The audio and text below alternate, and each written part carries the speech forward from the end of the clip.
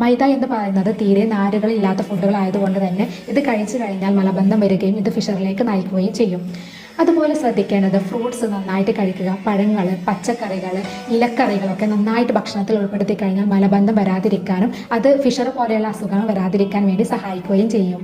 മൂന്നാമതായിട്ട് പറയുന്നത് മാനസികമായിട്ടുള്ള സമ്മർദ്ദം കുറക്കുക. മാനസിക സമ്മർദ്ദം കൂടുന്നതിലൂടെ നമുക്ക് IBS പോലെയുള്ള ഇറിറ്റബിൾ ബവൽ സിൻഡ്രോം പോലെയുള്ള അസുഖങ്ങൾ വരും. ഇത് കൂടുതലായിട്ട് ഫിഷറിലേക്ക് നയിക്കുകയും ചെയ്യും. അതുകൊണ്ട് തന്നെ മാനസിക സമ്മർദ്ദം പരമാവധി ഒഴിവാക്കുക. അതുപോലെ വ്യായാമം ചെയ്യുക. ഡെയിലി വ്യായാമം ചെയ്യുന്നത് മലബന്ധം വരാതിരിക്കാൻ വേണ്ടിയിട്ട് സഹായിക്കും.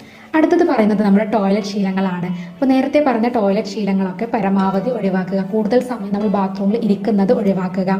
അതുപോലെ തന്നെ നമുക്ക് വീട്ടിൽ വെച്ച് ചെയ്യാവുന്ന കുറച്ച് ടിപ്സുകൾ പറഞ്ഞു തരാം. മലം പോയി കഴിഞ്ഞാൽ നല്ല കഠിനമായിട്ടുള്ള വേദന ഉണ്ടെങ്കിൽ അല്ലെങ്കിൽ പുകച്ചിലൊക്കെ അനുഭവപ്പെടുന്നവരാണെങ്കിൽ വട്ടത്തിലുള്ളൊരു പാത്രത്തിൽ അരഭാഗം ചൂടുവെള്ളം എടുത്ത് അതിൽ 2-3 ടീസ്പൂൺ കല്ലുപ്പ് ഇട്ടതിന് ശേഷം അതിലൊരു 10-15 മിനിറ്റ്